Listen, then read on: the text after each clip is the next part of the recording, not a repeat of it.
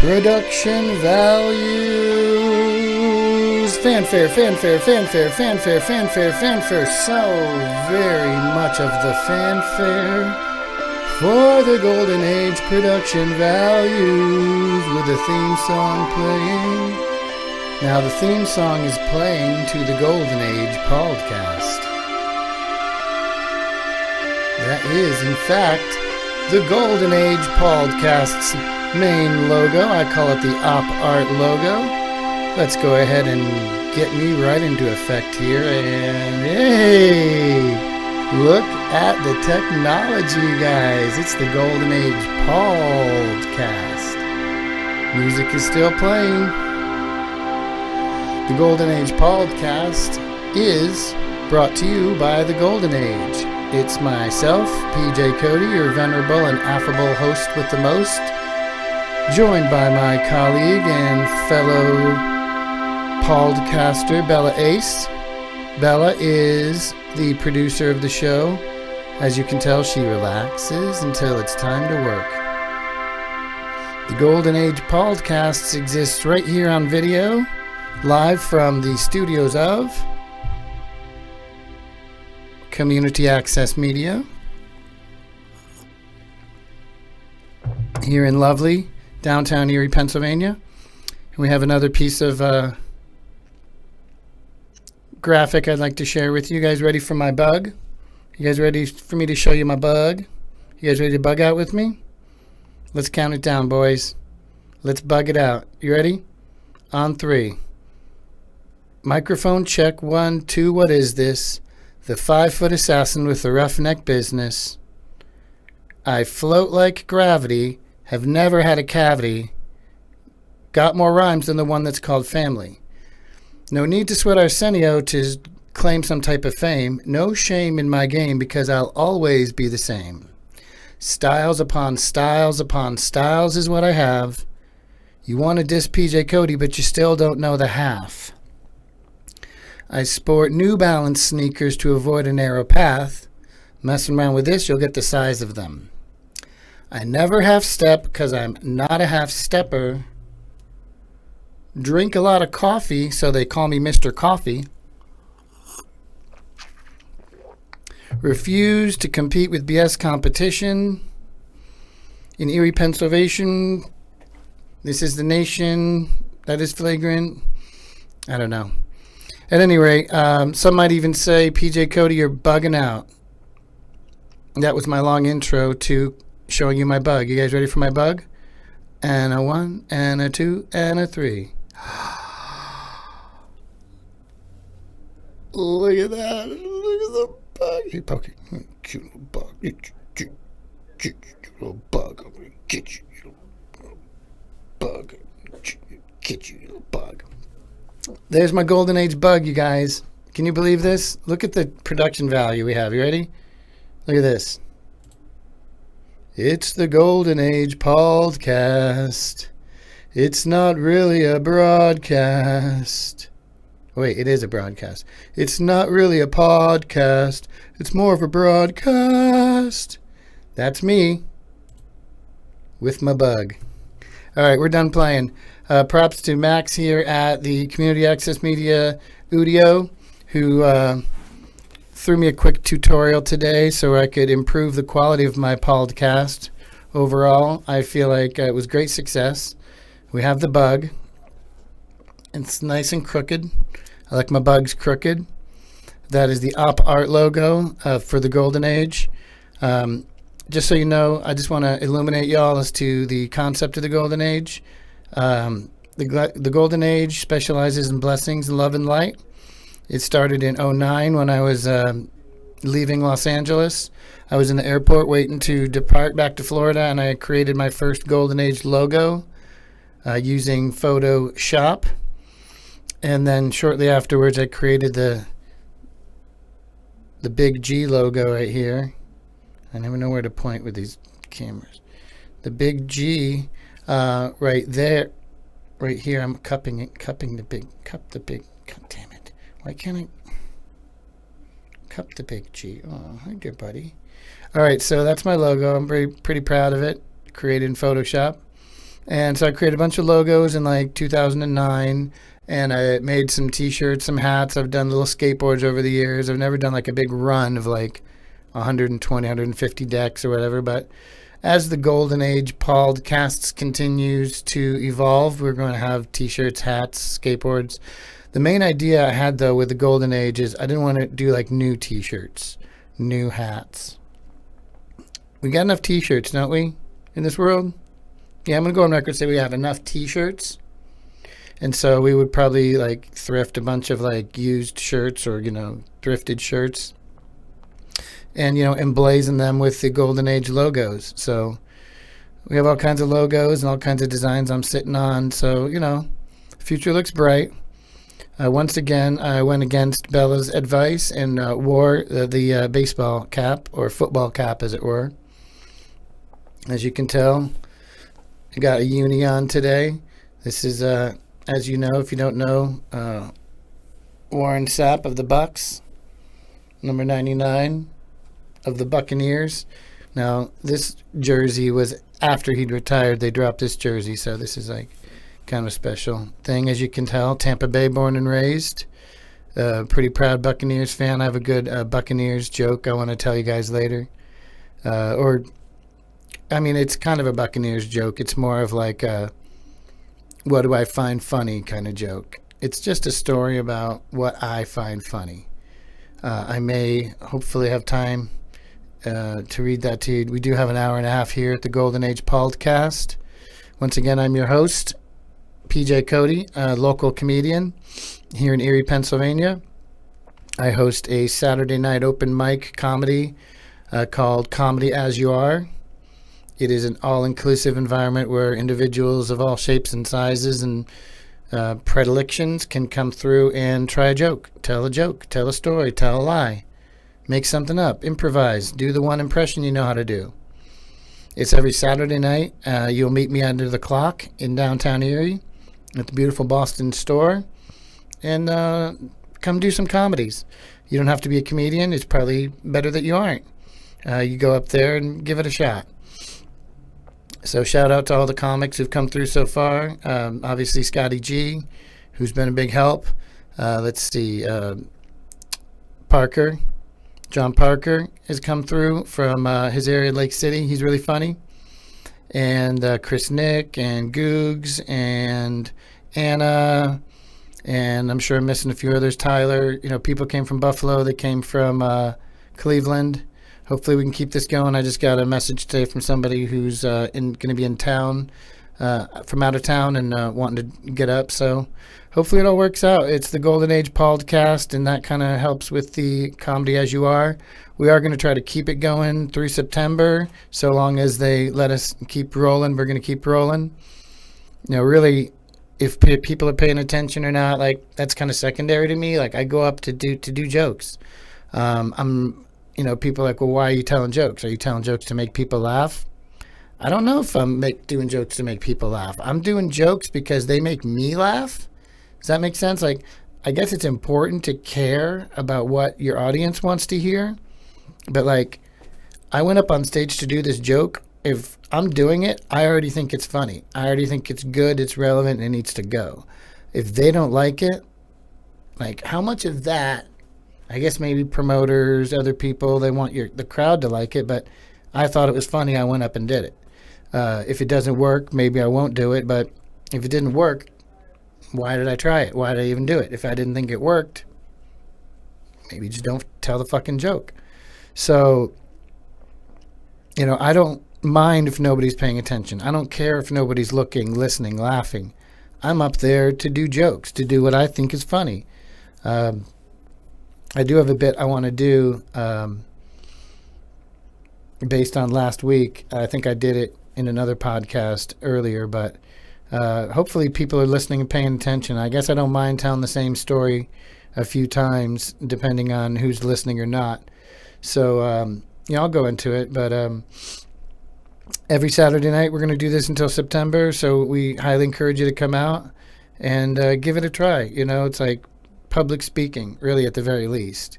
It's not some, you don't have to kill. I don't know. A lot of comedians and people are have a fear of failure. They have a fear of being embarrassed. I'm not sure I have too strong of a fear of embarrassment. Like, I don't mind going up. I tell my jokes.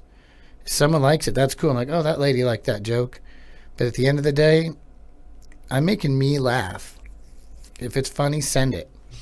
So once again, shout out to Community Access Media. I want to spend a minute talking about these guys real quick, if that's all right. Not only do they offer complimentary coffee for the podcasters, they are also very helpful in helping you create things like a bug. Look at that bug.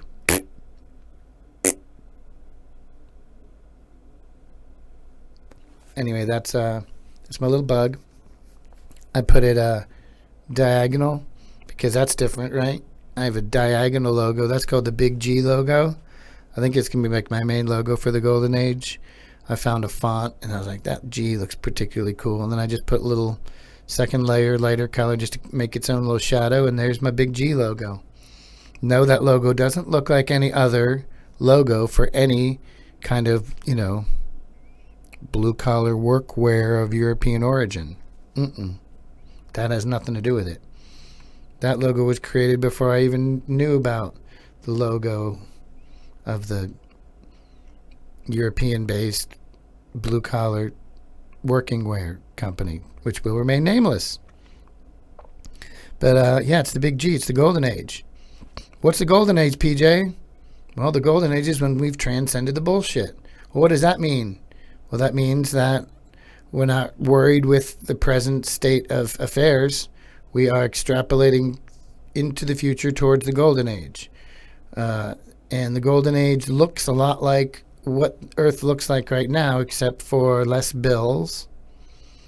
Pretty much the key is energy. It's like free energy. Once free energy is unlocked, then it kind of like collapses the rest of the shitstem. It's the reggae guys, the Rastafarians like to use the word shitstem, kind of like that. Babylon shitstem, man, Babylon. Bumbleclad, Babylon, bald head. Yeah, okay. So it's basically like this world. Like, here's the best analogy I can come up with. You guys use eBay, right? Now imagine it's renamed or rebranded as Freebay.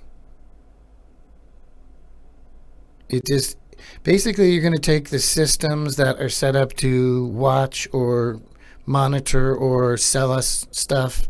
All those systems will be retrofitted to provide us with the stuff we need intuitively and with very little, if any, price tag attached. So fear not. It's a means to an end. There won't be an apocalypse. We're going to be able to observe it. We're here at a pretty crucial time in history to watch a paradigm shift. It's obviously, it's been stated, there's 1,000-year cycles, 26,900-year cycles, whatever, Mayan calendar, whatever. At any rate, we're on the precipice of something, and it's our responsibility not to fight, protest, create negative energy. Our job is to celebrate, enjoy life, know what we're here for, our true purpose, which is to experience the good, the bad, and the ugly, and everything in between. We try not to judge experiences as negative. We simply try to say that this is this life and the experience it's handing us, and what is it that's happening for our greater good or for our highest, greatest good, for our upward evolution. There's negative energies in the world, but the less acknowledgement that you feed negative energies, the faster they go away. I mean, everyone knows that if somebody is trolling you, the best thing you do is ignore them because they can't stand being ignored. That's a narcissist's worst nightmare, is being ignored. They'll do anything. So you simply live your truth, practice radical modesty, I guess you'd call it. That's not the word I was looking for, but you just try to do your best to recognize your role. Go stand by the ocean, to recognize how small we all really are, at least physically. But I don't believe there's any separation. The Golden Age says we are all one. It says there's no separation. I have a lot of catchphrases for the Golden Age I've incorporated into my graphics. We are all one. There is no separation. Only love exists. I have a ringer tee with the red collars and the sleeve ends, like the old I Love New York. And I use the same font, and it says only love exists. I even put it on some boxer shorts for the hornier folks. Only love exists in your shorts. But these are concepts of oneness, of light and love, of cooperation, of acknowledging human connection. It's also not acknowledging fear, competition, jealousy, any of the negative traits. Personally, I think our DNA, our original DNA, once it was, before it got, well, you have to say our DNA was completely love and cooperation and camaraderie and friendship, and anything fear, competition, all these things were kind of, I felt like they were kind of, cover your ears, Bill. I think they're kind of fucked into us, sort of like, or at least DNA somehow manipulated or whatever. That's when you start thinking about extraterrestrial stuff. But I'm really not trying to get terribly deep into a lot of that stuff. I just want to pretty much explain that, some paradigm shift things are going to happen. I can't predict exactly what they're going to look like, but there'll be a time of, slight tumultuousness, but nothing as negative or as apocalyptic as predilected by a lot of these talking heads. I call it fear porn. This is not, well, I'm going to tell you something. I'm going to tell you something about fear porn. Fear porn is, telling you there's not enough. So, some of these are, I've done, this is my 5th podcast, so I think a lot of these sentiments may have been spoken already, but I just have to pretend like this is your first time listening. So, fear porn is telling you there's not enough time, there's not enough land, there's not enough money, there's not enough energy. Fear porn says that there's, accidents in this universe, that people are born in the wrong body, or that somebody was born with an extra digit or something, like, that was an accident. You can cut off the extra digit, but that doesn't mean it was an accident. I don't think doctors or scientists agree. I don't think anyone argues that if somebody's born with a birth defect or something, that it's, I don't want to say it's an accident. It's like, there's a divine order to things. Everybody has a soul contract. You're Jesse Owens in one life, and you're born, without the ability to walk in your next life. So we got to we got to check off all the boxes, I guess. So I guess that means there's reincarnation. Like, I don't know. Do you remember a former life? I mean, we don't even remember our first couple of years.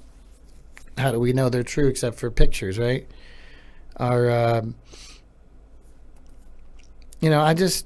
It's funny because I don't know if my family or anybody else, besides my immediate family, really cares for me that much, because I'm just willing to be like, okay, well, turns out everything you ever believed was a lie. Sorry. Everything you're raised to believe is not true. I mean, they say people really hold on to their biases or whatever their worldview is, and they'll really fight tooth and nail against anybody who's willing to challenge that. But I just tell people, like, okay, you believe what TV says, but why would you not believe, what somebody else, if I'm able to get my own information based on my own resources, that's my reality of the truth. Your version of the truth is what the TV says, and you're satisfied to do that. You're not willing to maybe look into it further.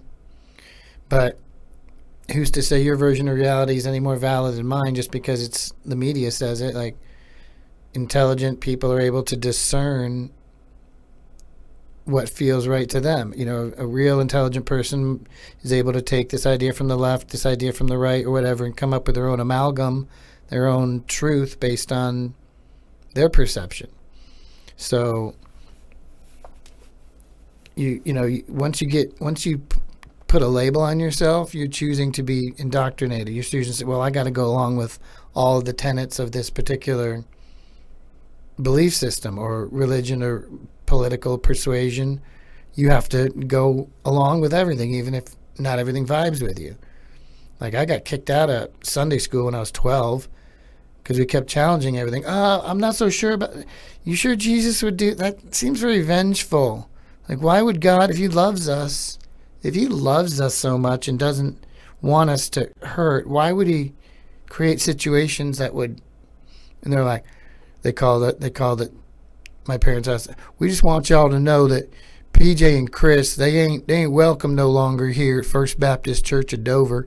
Mr. McCollum came to us with some real concerns, and he says these boys are challenging his doctrines a little too much, challenging the doctrines. We don't like kids in there rabble rousing.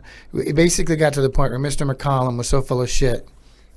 He's a Southern Baptist, so Mr. McCollum was just so like sick of like hearing me and my brother challenging every other thing he said about what the Bible teaches that one day, we're raising our hand too much, and Mr. McCollum's like, we didn't say damn it. He's like, if y'all think y'all can teach Sunday school better than me, why don't y'all come up? See, that's the big mistake. Don't ever make that mistake if you're a teacher, Sunday school, or otherwise. Do not challenge the kid to come up and teach Sunday school if he thinks he can do. If y'all think y'all can do it better, please, by all means, come on up here and do Sunday school. Y'all do it. You all do the lesson today. And so me and my brother were like, sure, why not? And we got up and went in front of Sunday school, and we started asking questions and doing our thing, and probably had a better Sunday school experience for those kids than Mr. McCollum could ever hope to offer. And so the next week, once we usurped his authority, we were told that we're no longer welcome at the First Baptist Church of Dover, Florida. Shit, that's my loss. They would put on, like, every Halloween, they would put on like a horror, like a house of horrors, but it was like, here's what it's like if you're in hell. Look at this. Look at Lydia over here gnashing of teeth. Lydia, gnash your teeth a little harder, Lydia. No, we need to make it seem real apocalyptic. We want to make it feel, I need you to do your best acting. I want you to act like you're sliding down a razor blade, okay, with your bare body on a razor blade, and the razor blade's going down a hill, okay, but that downhill is forever, okay. It's a razor blade that goes on eternally, all right, but as you're getting cut, right, it's like the first moment of the pain. Like you get cut and it don't hurt, and then all of a sudden it hurt. Like hell is that all of a sudden it hurt, and you're riding down that goddamn razor blade for an eternity. I need you to focus on eternal. That's why I never understood this whole idea of eternal. Well, it hurts, but it's like it hurts for the first time forever. You never get used to the hurt. It's eternal torment. It's Satan's dick, and it's penetrating you, and it's and you're feeling just the initial penetration for thousands of years. I thought you said, well, for an eternity. Well, fuck off. Like time, like an eternity and 1,000 years and a second, there's no difference. Oh yeah, it's hell. You're God. He loves you, but if you fuck up, he will torment you for an eternity. That's how much I'm sorry, I just couldn't wrap my head around that. And I think a lot of people do. Like, one of the theories is that some kind of reptilian, extraterrestrial, when they took over the Earth. I mean, there's thousands of years of galactic history that we don't know about, or we know about, but, that shit's hidden. But, there was probably some sort of, like, reptilian, some or other, who, kind of interjected that judgmental version of God, that you retrofitted a nasty, punitive, vengeful God, which I don't see how people can reconcile. God loves you unconditionally, yet he'll fuck you up for an eternity. Like, I don't know, dude. Do intelligent people choose to question that narrative? Or should they? Are we in a position to question anything? That's why I'm like, okay, you believe in your CNN version of the truth. I believe in my, wherever I got it, version of the truth. But at the end of the day, are you living out of love or are you living out of fear? That's becomes what it becomes, is the ability to be able to discern what is based in fear. Your root thought, is it based in fear or is it based in love? And I don't think it's too difficult to train yourself to discern a fear-based thought versus a love-based thought. So you talk about concern, worry. These are all adjectives for fear, right? Surnames for fear. I don't worry or fear things because I'm just floating like a leaf. You're acting out of love. Like, did you go out of your way to harm somebody? Did somebody mess you up and you went out of your way to get back at them? Did you report them for something? Did you Karen some shit? Like, don't be a Karen. And so, yeah, that's what the golden age encompasses, is the acknowledgement that the fun's about to begin, that there's a means to an end, and that we're about ready to transcend the bullshit and embrace a way of living that values a human life and contributions. What is the value of swinging a sledgehammer? What's the value of answering a phone and taking a call for a plumber, taking a call for a suicide hotline, taking a call for a nurse with an emergency, life or death situations? What's that worth? As humans, are we getting in our paychecks an accurate reflection of what we contribute to the world as human people? Is that worth it? Is that job, is that thing you do for an hour at a time worth $16 an hour? How much does it cost for a pair of shoes, right? 5 hours work, 6 hours of work, 6 hours of taking phone calls like I do, 20, 25 calls an hour. What's that worth? So, human respect for human life is valuing what you contribute as a human person and paying you, or at least making the resources reasonable enough to where it'll justify your pay. Like, my dad could afford to work minimum wage and my mom not work and stay home and teach us kids at home and afford to live. We were poor. We didn't own a house. We rented. But you could afford to do that in the 80s when I was growing up. I know I don't look like I grew up in the 80s, but I was born in Tampa Bay on March 5th, 1976. And we were poor, but we had a strong family foundation. My dad was a writer. He was trying to write his life story, which I still have original manuscripts. So at some point, the mission will be to figure out how to get his story and my story and our stories and figure out how to make some kind of a book or manuscript or film about his life. Because if you think my life is interesting, wait till you hear about his. It's fascinating stuff. My dad was very old school. He was a boxing champ. He won all 15 of his fights by knockout, natural knockouts before the 5th round. So he was undefeated, always won. He was tough, but he was also, fair. But the reason I'm a writer is because he was writing his life story. My mom would write it all down longhand on a yellow legal pad in pencil. And then me and my brother would read the handwritten stuff and type it in and do corrections and grammar fixes and explain things and, try to understand my dad's, all across the board way of life, of explaining his philosophies. So that's why I'm so good at, spell checking and finding spelling errors and just, sentence structure, right? Like, my dad was funny because, he would purposely mispronounce words and then try to, he would refuse to be corrected, right? Like if we were playing our Nintendo system, right? It was time for dinner. He'd be like, "Turn off the Nintendo. I need you to turn off the Nintendo system. It's dinner time." Like, "Okay, Dad, I intend to turn it off." And then he'll be like, "If you guys don't stop misbehaving, we're not going to Chuck E. Cheese this Friday." We go to Chuck E. Cheese every Friday. I'm like, "Chuck E. Cheese, okay, Dad, I won't miss that place since it doesn't exist."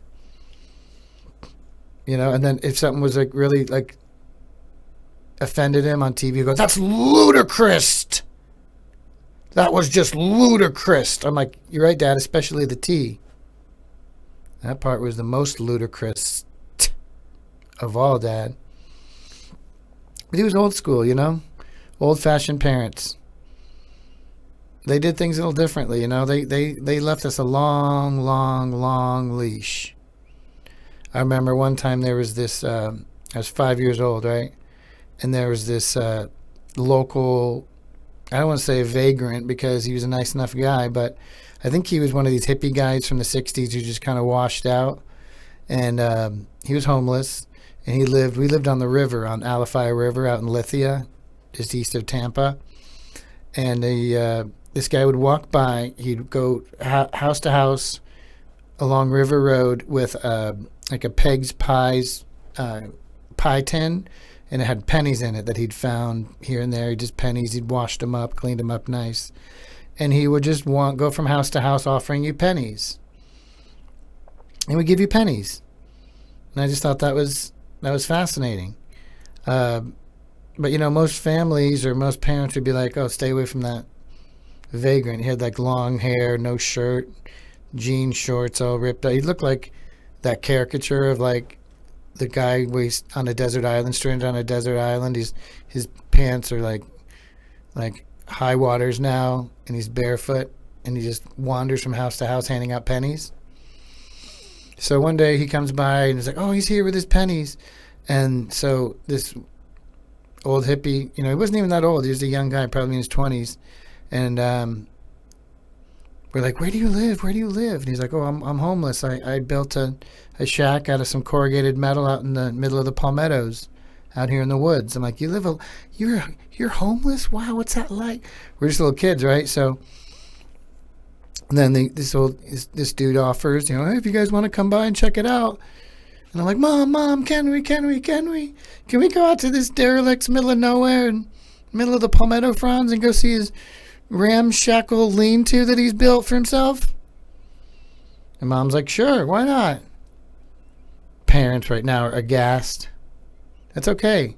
That was how we were living. Like my mom and dad always said that we were protected. "Oh, your guardian angels are going along with you. You're good."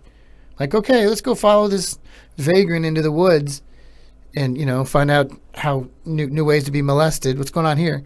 We wander out, and we're literally following this guy and his pie plate, and we were wandering like half a mile into the woods, and we finally get to a clearing. I'll never forget it. He had these little pieces of corrugated metal he'd found here and there, and he'd built himself a little domicile, as it were. And he had it partitioned off, little tarps here and there, and he showed us his little rooms and everything. And I don't remember getting molested. I don't know. I don't think he did anything. I just remember wandering around, looking at his little space. And I was like, "Okay, let's go." And we wander back and come back out of the palmettos and make our way back to the trailer. And, most parents probably wouldn't do that. They'd probably err on the side of convention. But Mom was like, "Yeah, and wander over." I mean, when you have twins at 44, like, you already cut the cord from the moment you cut the cord, right? You're done. You're just like, "I'm going to do these kids." 44 years old. So we had a long leash, let's just put it that way. We were little river rats. We would go down to the river and climb the tree. There was a tree overhang from Alafia River. We'd climb the tree like a couple of little monkeys, jump off and get in the river, jump into the river, climb back, clamber up on shore, climb the tree, jump. It was like a process, just a cycle of jumping off the tree, out of the tree, into the river. And that's what we thought swimming was. When my dad finally built us a pool, our visitors would be like, "Why are the kids just jumping in the pool, getting out, jumping back in, like they're not swimming?" Do they know how to swim? It's like, no, that is swimming. That's what they do. They just jump in and they dive and they jump in until they get exhausted, and then I make them a peanut butter jelly sandwich and some lemon tea. And that was our life. My uniqueness is unparalleled. One of my ex-girlfriends said that. But when you're homeschooled, like, what do you expect? Like, what kind of mom stays home and teaches her kids at home and homeschools them at age 50-something, us two little toe-headed twins?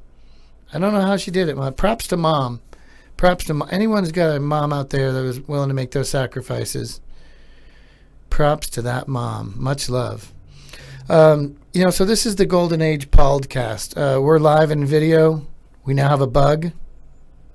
Bugging out, you're bugging out. That was my mic check. Every time I do open mic, I do the first verse of Bugging Out by Tribe Called Quest.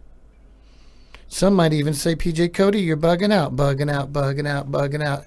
Now, when you bug out, you usually have a reason for the action, okay? Rest in peace to that guy from Tribe Called Quest. The 5-foot assassin with a roughneck business. Not Q-Tip, the other guy. Can't remember his name right now.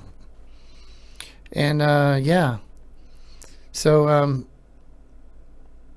the reason that the Golden Age Pauldcast exists is so we can provide valuable content to you. Those are stories from my youth, following vagrants into the woods to my, I guess, not detriment. Telling stories, telling jokes, extolling the virtues of the Golden Age. As far as niches, I don't think I have a niche. I love talking to skateboarders. We're going to have some more skaters call in and talk to us. Comedians, hoping to get that going. Even get Whitney when she's in town. Whitney Cummings, I'm going to talk to your people. Let's see if we can come do the Golden Age Pauldcast now that we have production values. Now we have production values. Maybe Whitney will feel good. Maybe she can hang with Bella and I'll hang on to her kid and, hang out with her son or whatever while she's playing with the dog, We'll have a little switch off for the Pauldcast. So, I have all these bits written, all this stuff, that I can do for the open mic, and I can try stuff out here. Been working on some new impressions and some things, and developing some stuff. I'm told I'm pretty good at impressions. One I like to do is Bill Clinton impersonating or introducing the Fugees. Bill Clinton has a fundraiser in a posh Washington hotel in 1997.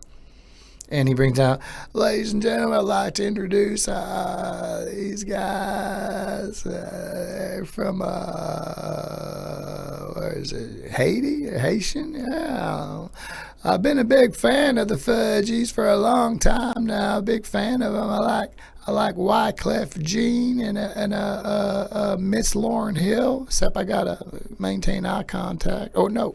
Opposite, I can't maintain eye contact with her at any time, and you got to call her Miss Lauryn Hill. But also Proswell, talk to me later.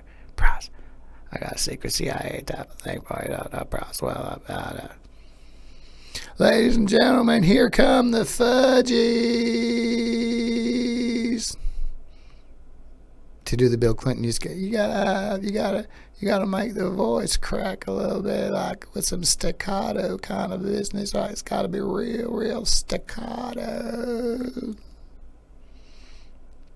Good old Billy Clint.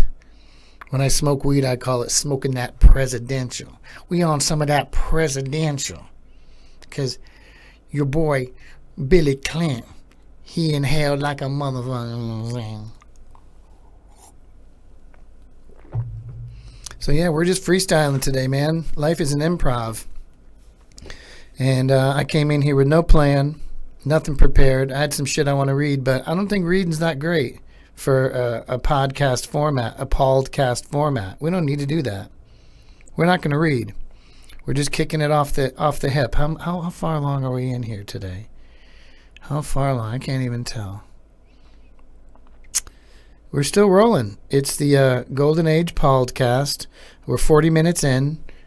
My name's PJ Cote. I am joined by Bella Ace. Bella! What you doing? It's like, I'm trying to take a nap, fool. Why are you trying to wake me up? I just want to kind of show off a little bit of the real star of the show here. This here's Bella. Bella, say hi to the cam. Say hi to Cam. Say hi to Cam, Bella. So Bella's the producer of the show. Bella makes sure that our production values remain constant. She was really pushing for the bug and has helped me in a lot of ways. She's an audio whiz. She kisses my nose. I never discouraged her from doing the smoochings. And she makes sure that the vibes are right. You know, if somebody tries to come into the Pauldcast and encroach or bring negative energy, she's quick to yap at them. She will tell them, she'll give them the what have you. She'll give them the business. So I've been trying to develop some more impressions, and since those have been so popular, I'll foist a few more on you here real quick, since we are aiming for an hour and a half, because that's what a podcast does. So between stories and explaining the Golden Age and telling jokes, yeah, that's the content. This is what you signed up for. So probably my favorite impression. I don't know if I've done it on the Pauldcast yet, but like I said, even if I've done it before, fuck it, we're going in. Well, I'll do my first two favorites. The first one is Robert Plant from Led Zeppelin, right? And the best imitations are the ones that are situational, right? So in my impression, I have Robert Plant, and he's got no shirt, and he's pants, you know, this tight pants, and he's got some flare coming off his waistline, whatever, like some ribbons and bows or whatever. And Robert Plant's there, mid fame, and he's in a 1920s style baby nursery, you know, like in the cartoons where you see like a grid of like 50 babies all lined up in one room. So that's what it is. This is Led Zeppelin, and he's Robert Plant is in a 1920s infant nursery. You ready? Baby, baby, baby, baby, baby, baby, baby, baby, baby, baby, baby, baby. I'm pointing out all the babies. I told that joke once to a guy at a bar, and he was uproariously laughing. So that works. That landed. And then another one, this is my favorite. It's this is John Fogerty. You know John Fogerty from CCR, Creedence Clearwater Revival. This is my impression of CCR trying to give directions. Like you're stuck in the bayou, right? You're somewhere in Louisiana, and you're stuck in the bayou, and you're trying to get out, and you're getting impatient. So you pull over, and you find a guy, and he's like barefoot, and he's got a piece of straw coming out of his mouth with overalls, and it's John Fogerty. Like, hey, John Fogerty, I'm kind of stuck in the bayou. I need some directions. Do you think you could help me get out of the bayou, John Fogerty? And then John Fogerty's all, then I'm going around the corner. Then I'm going around the bend. Then you go around past the valley and chase them down a hoodoo dam. Chase them down a hoodoo dam.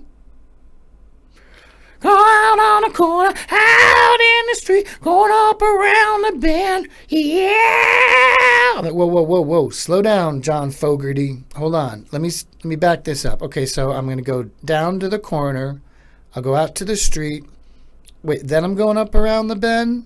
Wait, what, okay, so is it out, was it past the valley? I'm going past the flying school, yeah! I'm like, okay, wait, you said, okay, I'm going to pass the flying school. Now, is that like some kind of like aviation academy, or is the school literally levitating? Oh, up around the Green River. Wait, I got to Green River? If I get to Green River, do I went too far? Listen, man, if I need to get help, if I'm stuck in Lodi again, I might need your help. But you're from fucking Berkeley, John Fogerty. How are you going to get me out of the bayou? John Fogerty. Wouldn't hold out much hope for the tape deck. Or the Creedence. So I like my impersonations, but impersonations are best when they're situational. Like, this one's really gross. I don't care. I'm going to do it anyway. I really like Johnny Carson. I want to do a good Johnny Carson impression, but I didn't want to do something that was just like a corny impression. I wanted to do like Johnny Carson making a reference that's like way too like modern for who he was. So like Johnny Carson, like let's say he's Johnny Carson and on the set talking to Ed McMahon during a show. He's like, "I want you to know something. Last week, Ed. Last week I ate so many blue raspberry now and laters that by the time I was finished, it looked like I'd spent an hour giving frenzied cunnilingus to a menstruating smurfette." Hi-oh! Oh, menstruating smurfette. That's weird and wild stuff. Does that assume that Smurfette's blood is blue? Why? For the sake of the joke, Ed, I suppose it does. Yeah, that was gross. Johnny Carson. That's disgusting. He never worked blue. No, he did not. Johnny Carson did not work blue. But that's what makes it funny, right? And then here's another one. I had this was like an early impression of mine. I wanted to do Yogi Bear trying to coerce a Boo Boo Bear into sexual acts. Hey, Boo Boo, hey, Boo Boo Bear, when I come on, why don't you play with my little fuzzy nuts and cup my little balls and Boo Boo Boo Boo, come on, I got some in my picnic basket. It's a dildo, Boo Boo Boo Boo Boo, hey. Oh, I don't know, Yogi. It smells real bad down there. Oh, it's okay. I'm going to jump in the river and rinse it off. Boo Boo Bear. It'll be the nicest lay in Jellystone Park, I tell you. Yeah, some impressions are better than others. Sorry. Sorry, not sorry. I like my impressions. My most popular one was Metallica having an orgasm. Yeah, yeah! Oh. The wah part was where he ejaculated. That's so gross, man. What's wrong with your Pauldcast? Talking about jizzing on the Pauldcast? These are impressions, Metallica having an orgasm. You never heard that before? You never heard Metallica having an orgasm as an impersonation? You're so unique, PJ. I have unique impressions. I wanted to do one. I don't think I can do this, but I want to do one of like Thin Lizzy ordering pizza. I'm only going to eat a little black olives on there. Like, I got to develop that. I got to work on that one. Also, I do a really good Cartman, but I really don't know what context to do a Cartman impression. So if you guys, if you're watching the Golden Age Pauldcast today, and you can give me some good suggestions of something funny I can say as Cartman. Screw you guys, I'm going home. Here, I'll say that at the end of my Pauldcast. Screw you guys, I'm going home. That's the equivalent of jump in the lake. That's something we say here on the Golden Age Pauldcast. We say, just like my dad said, and I think we'll say it anytime we have a guest at the end. And PJ Cote for the Golden Age Pauldcast saying once again, go jump in the lake. Go jump in the lake. That's a turn of phrase we use here on the Golden Age Podcast, and you may be compelled to say it if and when you do join in the festivities. So we are actively seeking guests. So if you are a former professional skateboarder or a former professional comic or a current professional skateboarder or a current professional comic or an Erieite of note, or a disc golfer of note, since those are a couple of our side niches. That's another phrase I invented, side niche. Shh, don't say it. That belongs to me. Also, if you go on YouTube, you can look up, it's called The Golden Age TV Show. That's my YouTube channel, and that's where you will find episodes of the Golden Age Podcast on there to watch at your leisure, as well as my old earlier show called Robots for Your Feet, where I did funny shoe reviews of crappy Chinese knockoff sneakers purchased from Alibaba and Temu and Temu. How do you pronounce Temu? Temu. Boo boo. And so Robots for Your Feet, robots, the number 4, YER, because I like to hide my content, again, remember. But it's located on the main page of the Golden Age TV show. So like, follow, and prescribe, because PJ Cote has the medicine you need for your mind, body, and soul. Shout out to Wolfmate. He would say like and describe. So I'm biting his shit and going like and prescribe. And click the little bell. Ring. You can ring my bell. Wow. Did you hear that? I guess I can't sing, huh? That sounded like a fucking balloon when you pull the top and make it. Oh, good. That's my new impression. This is a balloon when you pull on it. I guess I can't. No, that's not a good impression. No. Last week I premiered my CV joint joke. I did an impression of the CV joint on a Ford van.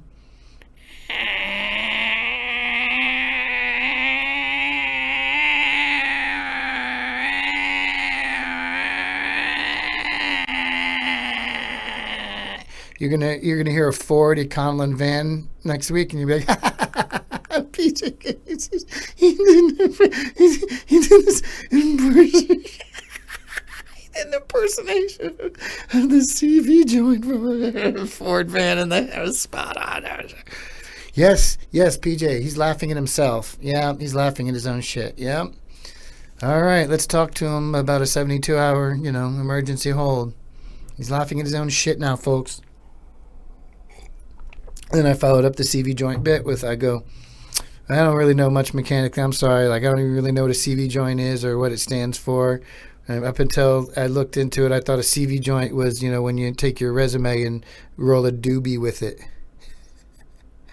Roll a doobie with it. Let's roll a doobie.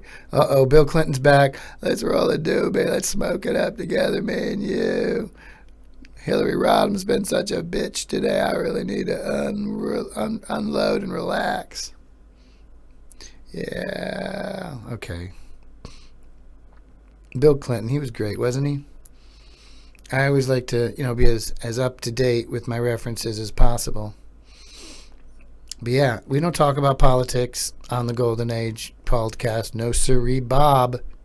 We simply speak of the good shit in this world. I don't really believe in left or right. I think, the Native Americans had something, two wings attached to the same bird.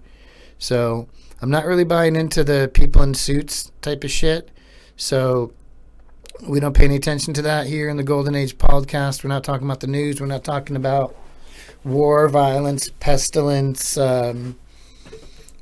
anything related to the current state of affairs, which is currently ready to make a change, what I call paradigm shift. And I'm not going to tell you exactly what's going to happen because I'm not going to speculate the exacts of it. But there'll be a thing where maybe one day our internets don't work for a little while. And then we receive some information. So we'll just leave it at that. Some information will be received one way or the other during a brief pause in connectivity. Yes, we're going to stay as general as possible, but suffice it to say, a greed system is about to be dismantled. So the Golden Age exists to dismantle the greed system. Anything that says there's not enough. Anyone who's trained that it's more important to win than to cooperate. I'm sorry. It's not an attack on capitalism. It's just a system that's exploitive, Nowhere in the capitalistic theorem does it account for labor cost or basically the human toll and the environmental toll. Those are two things that aren't in the capitalistic equation. How can we work with a system that doesn't account for human environmental costs? Now, I don't want you to get the idea that I'm some kind of environmental person because I don't believe in any of that. I don't believe in an environmental crisis, or I don't believe that human beings have the ability to ruin planet Earth. It will get to the point where if we fuck around long enough, we'll find out. And what does find out mean? Oh, look over the horizon. It's a giant tidal wave. Bye, Mom. Oh, look at the fireball heading this way. I'm not sure I'm going to make it out of this unscathed. See you later, Dad. So, you fuck around with the environment too much, the environment fucks back. They go, hi, hello. Hey, remember that book you guys wrote about that flood? Everyone got fucked up except for that one guy on a boat with two aminals each. Yeah.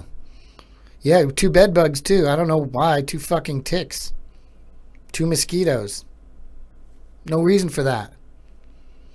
But then, there goes the flood. Earth is just like a dog and we're fucking fleas. And as soon as the dog's done with us, right, Bella? She's just going to kick us off like so many fleas off our butt. So no, I don't believe that we're more powerful than the Earth. And I don't think that we can blow it up with nukes either. There will be intervention. If it gets to the point, no one's going to push a button. Even if a button were pushed and some nukes were to be launched, those nukes would be intercepted thusly by technologies much more powerful than our own. So yeah, this is the technologies that are out there. There are hidden technologies. Or not hidden, but there's technologies that already exist that will free us.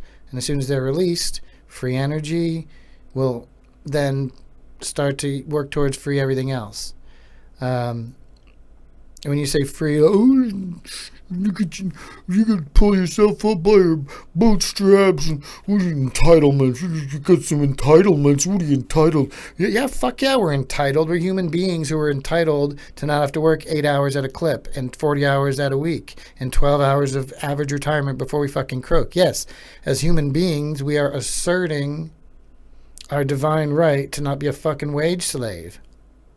Big shock. All we're doing is asserting what our human rights are. And human rights mean we shouldn't be working this much. I don't mind working for the first 2, 3, 4 hours. The last 2 hours of my shift are like yanking out what little hair I have left. Because human beings are not supposed to do that. ADD doesn't exist. We're not supposed to fucking sit in one place for 8 hours at a time, studying or working or air traffic controlling or whatever the fuck. No. We're supposed to be tiptoeing through the tulips, stopping to smell the roses, doing what dogs do, bro. I don't mind sleeping in. Like, we're doing light work when we're asleep. We're doing space work. I don't know if you believe in other dimensions or other shit or whatever. Like, when we're asleep, why are we unconscious? Like, these are things that we take for granted. Like, you literally are unconscious for like 7 or 8 hours at a time. Like, what are you doing in your sleep? We're having dreams. Like, what is it? Why is our brain making random cartoons for us to navigate? Like, what is that? Just the movie that's playing while we're like doing like cosmic space work or something? I don't know. Shout out to coffee. Shout out to hitting the microphone with coffee. Shout out to adjusting the microphone thusly.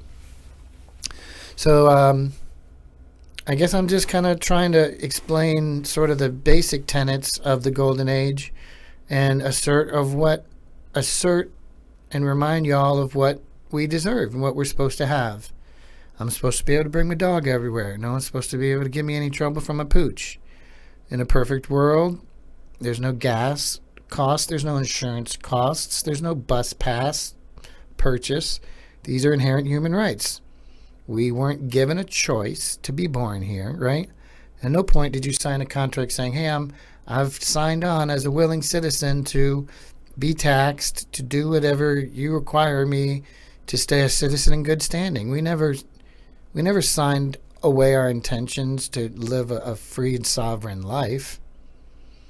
So we're human beings. We deserve to drive around and adventure, go to the beach, experience life, friends, family. Your kids, they don't care about your money. They just want your time. They just want dad to come back from wherever he is and just spend the weekend with the kids throwing the ball around. That's all they ask for. So yeah, it's common sense stuff that dictates the terms of the Golden Age. That means that we're just here together. We have the money we need. We're not worried about this razor thin margin. It's like there's no accidents. Oh, the mistakes were made. There's no mistakes, man. All this stuff's intended. So I'm not even going to talk about the symptoms, who's in charge, what they want to do, what they're intending. That's called the powers that were. That's what we call them. Put that on the screen. The powers that were. Maybe I'll add that in post. Maybe I won't. Got my bug. Isn't that good enough for you people? Isn't my bug good enough for you guys? So I just want to reassure people reassert people's self-worth and let them know what they deserve. There's a lot of people, on the right or, whatever, like these people are taking advantage of some. We all deserve to be given everything that we deserve as humans without having to fucking earn it. This whole thing that, like, as a human, our value is based on what we contribute, especially as a dude, right? What we contribute determines our worth. Like, let's say you're a husband, right? And you fall upon hard times and you can't afford to pay your bills and somebody has to help or family has to help. Like, so you're less of a man now because you came upon hard times, due to the responsibility you have to take care of others. I just have a hard time with that. As far as human beings, like, we're all supposed to take care of each other. Like men and women, we're supposed to balance each other out. Men have strengths and weaknesses. Women have strengths and weaknesses. And we're supposed to that's why we're so different. We're supposed to find a happy medium. So most of the stuff I'm talking about is common sense stuff in the golden age. Once we have more hours in the day free, maybe we'll only sleep a couple hours a day now, because now we can drive all night and go somewhere fun. And when we're not restricted by the systems that are in place to keep us constrained, then life opens up. What if it costs nothing to fly to Tahiti and you could go tomorrow? What if you could have a psychic conversation with somebody in Botswana? Wouldn't that be fun? Free Ethiopian buffet for lunch. This is what I'm getting at, just what we deserve as humans. And the fact that we've acquiesced to a system that we know doesn't serve us. I made a joke about schizophrenics. I'm just like, schizophrenics, like, hey, I don't know if you guys noticed, but like, I think they're like monitoring us. I think they're monitoring our phone call. I think they're monitoring us. I think they want to know. Yeah, I think, you know what? If I didn't know better, I think they might even be trying to kill us. I think they're trying to kill us, bro. And we're just like, you fucking nut. Oh, you nut. But who's crazier, us or them? Like, we know that's true. We know that is what's going on. We just don't fucking care. Who's crazier? Us? Hey, how come nobody's getting us worked up about this? Yeah, you're right. Because your concerns are justified. We just go, oh yeah, of course, sure, why not, whatever, just pay your taxes, whatever. Who's the crazier one? Them for acknowledging it, or for us for burying our heads in the sand? But yeah, that's why we're here. That's why we chose to be here right now. We were born at this time, an instance, so that we could usher in the good times. I think people are going to be chosen based on their energy, based on their vibration, based on what they've done. Maybe they've written a book. Maybe they've done things, spiritually. If your energy is right, I think you're going to be chosen to lead. I think it's a time that people are going to be chosen based on their vibration or some other factors. And we're going to need something to replace the current thingamabob that's going on right now. So we'll be figuring out a way to implement systems based in light and love and cooperation, and we'll retrofit this earth to reward us for our trouble. So I might read something here, a little something. I know that's not really great for content, but I got a few more things I want to do before I let you guys go. Let's see what are we looking at here. All right, we're 104. We got some time.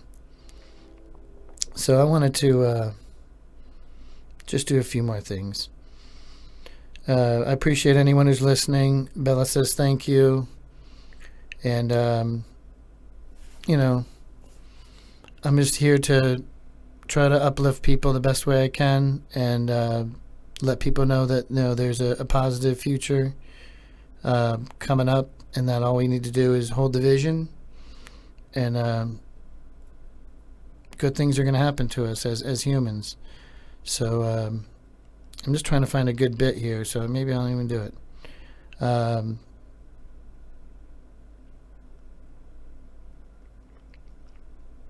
right, I got a good one here. This is a joke I wrote when I first moved to LA, and this was pre all of the furor over the gender stuff that people are currently being divided with. They just, things are used to divide us along sex, gender, color, ideology, whatever. As soon as we realize our collective power, it's game over for the powers that were. So that's what I do here. But I'm going to tell you my transgender joke. In the joke I could say transsexuals. This was maybe before it became not cool, but in lieu of editing this older joke, I'm just going to go ahead and I'm going to read it. So this joke's called Transsexuals at Ladies' Night. To my utter shock and amazement, I learned recently that bar owners were complaining about a loss of revenue due to the increase of transsexuals taking advantage of the free drinks on Ladies' Night. Now, this is not a made-up thing for a joke. They are really doing this. Really doing this, meaning the bar owners are really complaining, as well as the transsexuals are actually getting free drinks on Ladies' Night. Now, how do I feel about all this?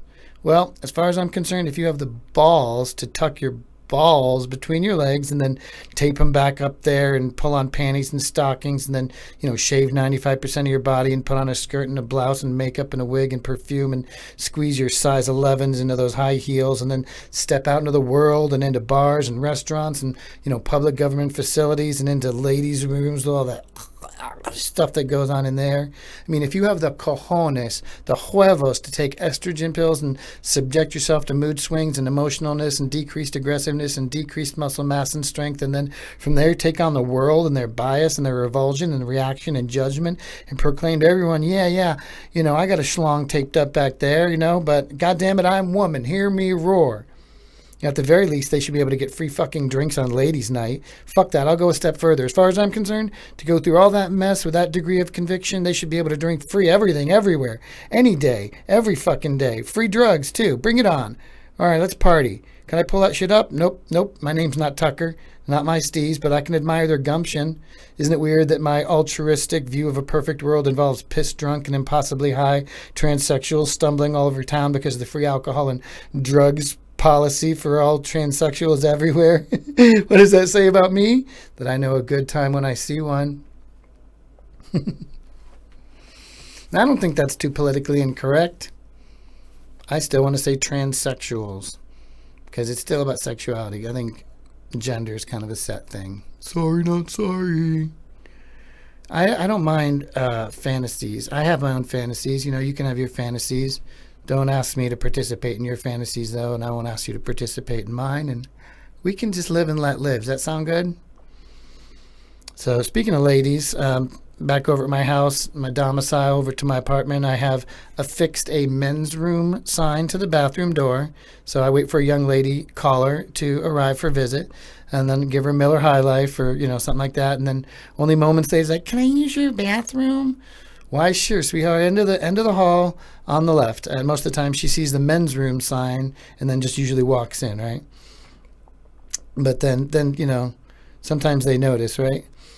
They know it's not a restaurant. They're not looking around for the ladies' room. But some of the more smart-ass girls will come back to the room like, nice men's room sign, okay? If that's the men's room, you're like, where's the ladies' room? And then now I got them, right? So I'm like, okay, I'll show you the ladies' room. And then I take her by the hand and lead her into the kitchen. And just stand there. We stand there for a second. I start to snicker, and she finally gets the joke. She's like, oh, fuck you. My God, you're such a sexist. I'm like, no, I'm not. I'm just joking. And then she's all huff and puffing and cross-armed. And she's like, so then we're still in the kitchen. I offer her a drink, right? And then I slip a little ecstasy pill in her drink, right? And then, next thing you know, we're having a delightful meal, and now our E is kicking in, and, and we end up making out on the couch, I went from sexist to sexiest. You just got to add a little E. Nah, that's not going to work. That joke's not... Let's press rewind. Rewind the tape. I don't like that joke anymore. That seems kind of date rapey, that joke. You know what? Cancel me for that one. Let's back that one up. We don't need that. But yeah, I'm just joking. Jokes are for jokes, right? Are they available for jokes? Are jokes available for joking, right? Anyway, that's some of my older shit, you know. I'm not sure how much of it is translated to the future. I wrote a bunch of stuff when I was in Los Angeles. I have some more controversial subjects, you know.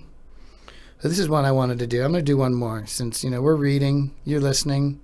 This is just a podcast. It's not like there's any visual anything for here to get you going other than my pretty face. So I'm going to tell you one more about MCA from the Beastie Boys. I have an MCA bit. I've been wanting to do this for a while, but it's so long that I can't really do it on stage because you have to remember all the shit, right? So I've always loved the Beastie Boys, right? When you're a little skate rat in the late 80s, the Beastie Boys are just totally speaking your badass language, right? Back in the day, I typed up every single one of their lyrics, or I guess what I could gather as to what their lyrics were available. For every song on their 86 album, License to Ill, we put it on our little brother word processor with the little screen. Printed it out on our dot matrix printer, you know? So back in the days in the early 90s when I was growing up skating, all of my skater friends had to have like the black or the white leather Puma baskets with the black stripe on there because we saw them in the Beastie Boys video for Pass the Mic. It was like 94. So what you want, right? So to me, the Beastie Boys were always like on point. Well, with the possible exception of that Ill Communication track with Q-Tip. Ugh. He was just freestyling. It was terrible. But, you know, basically Adam Yauch, rest in peace. You know, there's this one line I remember hearing in the song. There's this one line he did in the song that I just thought was kind of corny. You know, like this was like during the bitches and hoes kind of part of rap where like, you know, Snoop Dogg and all these guys were talking about bitches and hoes and all this misogynistic, you know, trend in rap music, right? So eventually, like, somebody had to speak out about it, right? So I figured, you know, maybe it'll be Yachts, right? Somebody's sullying the good name of our beloved hip-hop. So then when I first heard this line from MCA, I kind of thought it was kind of cloying, the epitome of cloying. You guys know what I mean? Just a cloying verse, right? And I couldn't help thinking it might have been encouraged maybe by, like, Yauch's, you know, special lady, his girlfriend. You know, maybe all that bitch and hoe talk was really getting under her skin, and she'd give him a little gentle ribbing about it once in a while. Like, how come you gotta be in the rap world with bitches and hoes? And then, like, eventually she, like, came up to him. She's like, you know what? Can you maybe, like, say something, you know, to the rap world? Maybe say something that's, like, you know, long overdue, you know? Maybe she even, like, sealed the deal by giving him a little, you know, nice little soft blowjob, and she got her loving head buried in his lap, and she's up to her ears in a gray-pubed forest, and then she just looks up real slowly from that silvery, threaded, mossy pube jungle and says, hey, Yauch, baby, maybe you could just say a little something on your next rap record about all the disrespect to women. You know, it's got to be through, okay? It's got to be through. And she went on to finish him off and didn't even complain when he got a little bit in her hair. So then later on, you know, here comes the time. Time comes. MCA's in the studio. He does his verses, whatever. And then MCA's lady, she throws a little party. She invites all of her little girlfriends over when the record drops so they can listen to it, do a little listening party. And then, you know, she's like, yeah, Yauch, he's really going to come to my defense and really defend us poor underrepresented bitches and hoes in music, in rap music, you know. And so she's just waiting. She's like, I know he won't disappoint me. I know. And then the girls have those little china cups, you know, fill with their hot tea with honey or whatever. And then all of a sudden, finally, MCA's verse come on, right? He goes, I want to say a little something that's long overdue. The disrespect to women has got to be through. To all my mothers and my sisters and my wives and friends, I want to offer my love and respect to the end. Aww, Adam, my God, Yuck. Oh my God, Yuck, you sweetheart. My God, I fucking love you so much, Adam Yuck. You girl said he wasn't. He said there's no way he was gonna go on record on a rap song and show ladies some love. But look, MCA came across. That's my loving man right there, hoes. You eat a fat dick, you skanks. Hey, bitch, how many wives does he have any damn way? What was that about wives and mothers and sisters, bitch? Why was wife plural, bitch? How many mothers does he have? Well, he's got at least two, like if there's an in-law. More than one? He meant mother-in-law, maybe grandmothers. Okay, and his other baby mamas, too. What? Adam Yawk does not have other baby mothers. I'm his only baby mother. So you included in mother and wife, too, bitch? You skank, I am mother, sister, wife, and friend, ho. What the fuck is this? You don't even know, bitch. Damn, I don't know what happened. How did Yawk's girlfriend and her friends get so ghetto in that joke all of a sudden, man? That really broke down quickly. Maybe Yawk is better off now on the other side, having passed on, if his completely fictitious behavior of his lady and her friends is any indicator. Wow. At least Yawk is out of the projects and into a better place now. I want to say a little something that's long overdue. The Beastie Boys. The Beatsy Boys, they coming home. They coming home. Oh, they coming home. Props to the Beastie Boys, the Beatsy Boys, as they were so finally recognized by Biz Markie. But, I'm trying. I'm working on it. Working on my timing. Probably need to tell that one a few more times before I get the subtle nuances down. Because timing's everything in comedy, right? Sometimes I feel like I have the worst timing. Not only do I blink in my photographs every single time, I even blink for the timer delayed ones. No matter what, I blink at the perfectly wrong time. Now, before the advent of digital photography, I would waste hundreds of dollars in film blinking in my photographs, producing negative after costly negative of what appeared to be a slumbering main subject. People who had not seen me in some time thought I was dead or comatose or maybe being posed there. They doubted the explanations of others. Some exclaimed I was catatonic. I was reported missing in a few states. What I need now is a daguerreotype. That's what I need, right? A daguerreotype and a man-to-man, the daguerreotype machine. That's the answer for me. I'll just pose there in a Victorian-era rattan lounge chair with an ottoman, and I'll probably blink a few times, but I can hold very still for the 12 to 15 minutes required to produce a crisp positive, and should most likely be a splendid sitting subject for a nice aluminum gelatin print daguerreotype. Ah, the modern conveniences of technology. If it worked for William Henry Harrison, it can work for me. William Henry Harrison. Shout out to William Henry Harrison. I think I probably have switched my steez. I don't know if you guys remember, but I had William Henry Harrison. I had Rutherford B. Hayes steez on the last video podcast, if you remember properly. The video podcast had me very hirsute, and I know it's taken an hour and 18 minutes for me to acknowledge the fact that I have a cleanly shaven face and a delicious little butt chin for you to touch. The other day, I'm like, touch my butt chin. He's like, I'm not going to touch your butt chin. I'm like, no homo, dude. Just touch my butt chin and be jealous that you don't have a sexy butt chin. But last week I was rocking the Rutherford B. Hayes. Shout out to Rutherford B. Hayes. Now it's shout out to William Henry Harrison. But yeah, I promised you guys that I was going to tell one last bit, and I did remember. So I think it's synchronicity and the universe speaking in my favor that I can read my final little piece as I am wall-to-wall in Tampa Bay Buccaneers regalia right now. I'm going to say this one for my crew, starting with a K, R-E-W-E. This goes out to my crew. And the name of this piece is called Funny Isn't Always a Joke. So when I'm out there having a walkabout in the daily world, just blowing the stink off, making my way through my day, just meandering my way about town, just pooching along there in the fresh air, people come up to me and they say, hey, PJ, hey, buddy, what makes you laugh? Hey, funny man, what makes you laugh, funny man? What strikes your little funny bone every little time, funny man? What encourages you to just reach on down and slap a knee, Mr. Funny Man? Well, first off, no one ever comes up to me, and literally no one's ever called me funny man. Well, no one except for, of course, this awesome NPC I got going right back and forth with me in this joke. You know, I can have him call me any awesome shit I want.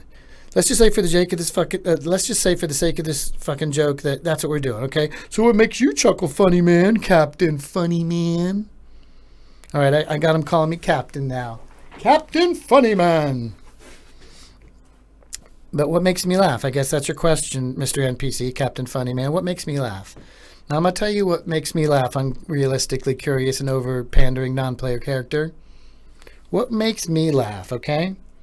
I'm going to tell you one thing that makes me laugh. One thing, I'll tell you one thing it ain't. It ain't jokes. Because you know what? Turns out I kind of suck at jokes. Every time it's joke-telling time, I can't think of shit. Maybe that's part of my anxiety. It's like, think of a joke. You know? Now, so I'm in the middle of telling everyone what makes me laugh, right? So, and I respond, you know what makes me laugh? Because, you know, we've established it's not jokes, okay? Because I guess I'm just not that great at jokes.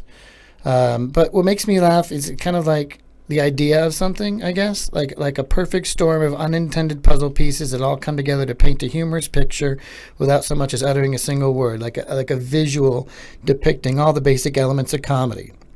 Something that like comes together in a situation that was not intended to be funny, but still catches you unawares and, you know, sends you to the floor. So I only have one like imagined example of this perfect comedy storm, like a hilarious visual that, you know, if it all came together, would be for the most part the most perfect example of what makes this funny man laugh riotously, right? So let's take a trip down memory lane with me, okay? So my favorite professional American football franchise, a team that I have tirelessly supported and rooted for since the early 80s, the team I consider myself the number one fan of is the Tampa Bay Buccaneers. Now, stop. That wasn't the punchline. I know it seems like a joke, but I'll admit, though, that it could easily have ended right there. That joke could have just ended right there and still would have been somewhat funny, but I digress. So this historically hapless football team, much maligned by Johnny Carson back in the day, they didn't manage to win their first matchup until a stunning 26 games into franchise history. And if that weren't bad enough, their uniforms had this hideous creamsicle orange and white color scheme. And even worse, the helmet featured a very iffy-looking pirate with a knife clutched between his teeth as their official logo. A mascot who was not by any stretch of the imagination the least bit intimidating. In fact, it appeared to be winking playfully at his opponent. The fans branded him with the not-so-politically correct nickname Bucko Bruce to match how gay and weak their own pro football team was. Kind of like a Errol Flynn type of character, right? So thankfully, the 1997 season was the last year that Bucko Bruce would sodomize his way into the American households every Sunday via CBS or NBC sports broadcasts. But even now, at least once every season, good old Bucko Bruce shows up again via a throwback game to flame his way across our living rooms once more. Around the league, it's throwback day, right? I guess they can sell more throwback gear. And in a more recently football uniform-related development, there seems to be all these, like the women breast cancer research, the Susan G. Komen, whatever, breasty thing, or maybe it's the Avon ladies' tits. I'm not quite sure which tits are implicated, but at any rate, these sports teams are full of, like, burly athletes that are now incorporating, like, the color pink. All kinds of like pink sort of like themes into their uniforms, whether like the pink armbands or the pink sneakers. There's some pink stuff to awareness for the breast cancer, whatever I don't really know, right? At any rate, they got these huge athletes wearing these pink fuchsia armbands and pink cleats, and even the coaches have like pink and white in their uniforms. So if you're like a player on the sidelines and you're on a starter, you got like a pink and white windbreaker on with your team's logo in pink, and then you're on the sidelines, you take off your big helmet and you put on your baseball cap with your team's logo, but now it's pink. It's like a pink embroidery on a white background with a little pink bill. This is happening at all kinds of professional sports franchises. I'm not making this up. And you know what? I don't think this has ever really happened, but like when I hear about, when you ask me, like, what makes me laugh, this is what makes me laugh. This is when I think about the absurd, nearly impossible possibility that the Tampa Bay Buccaneers throwback day would happen to fall on the same day that the team is supposed to wear all the pink shit for the Susan Titty lady, right? And then in that fateful moment, all these comedic puzzle pieces in the universe come together for this perfect storm of hilarity, right? I just think of it now, right? I can think of the idea of like a 6'4", 345-pound Tampa Bay Buccaneers offensive lineman. He's all winded and exhausted from an uncharacteristically long and slogging drive. And then he drags himself to the sideline, takes off his white and orange helmet, featuring a winking Bucko Bruce in all his gay glory. And then it's a night game down in Tampa, so it's running like 95% humidity, right? And so, like, you know, this oversized Nubian lineman is in his second season out of Mississippi State, and he just sits down and picks up this baseball cap he's like required by the league to wear, and this huge, hulking, unmiscegenated quarter-ton football behemoth, utterly exhausted and visibly steaming from the top of his huge black head up into the dank, swampy night sky. This guy takes a look at this cap he's required to wear by the NFL, and here he is, this white baseball cap with a bright pink bill and centered right in the middle of the matching pink embroidery. Who do we have here but Bucko Bruce, resplendent in his colors he was always meant to wear. Little embroidered pink knife in his tiny cocksucking mouth, embroidered pink feather atop his gay little conquistador hat, embroidered pink earring in the wrong fucking ear, and then that little embroidered pink wink that looks like it's just a tiny little pink anus just clenching back at you, and this huge blue-black football monster puts this cap on his head, and he's supposed to do that, and he just waits and waits and waits and waits, you know, just waiting, like the overwhelming majority of the Tampa Bay Buccaneers before him on the offensive side of the ball, and he just waits, right? And as he waits, he cools off, right? And the steam eventually dies down from underneath the most ridiculous baseball cap to ever exist in the annals of pro football history. The unintended and ironic hilarity of this imaginary moment refuses to evaporate into the night, for it truly is what makes the funny man laugh. Ha ha. Put your phone away, Mr. Reader Guy. You phoned in enough comedy today on the Golden Age Pauldcast.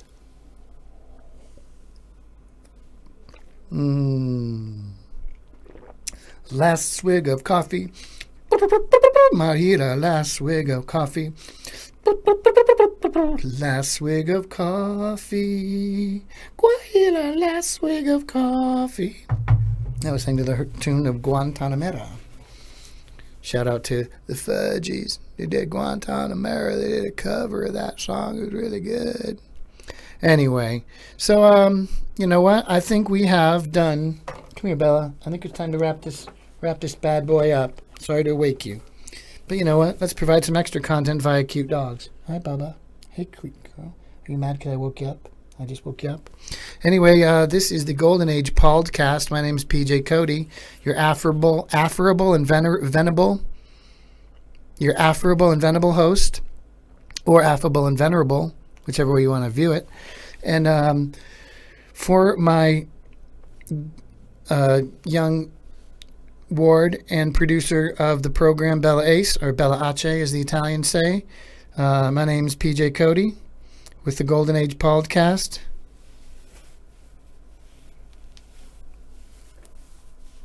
Point to it. There it is. The Golden Age Pauldcast exists here from Erie, Pennsylvania, to provide love, light, and cooperation.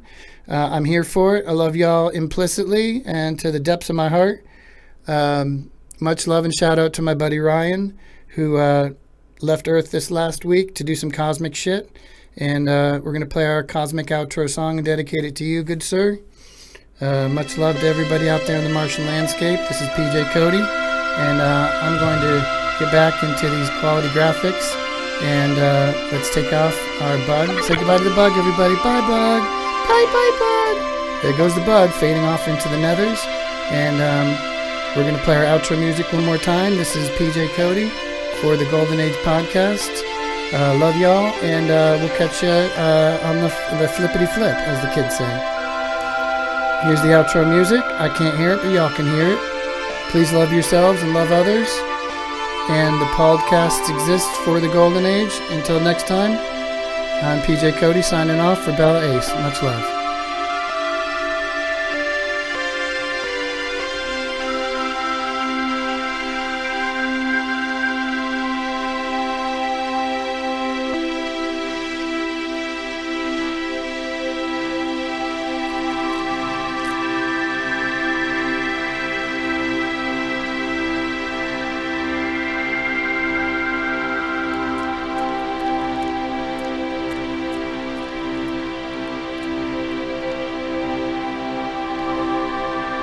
Go jump in the lake. Go jump in the lake. Golden Age Pauldcast. Love y'all. Peace.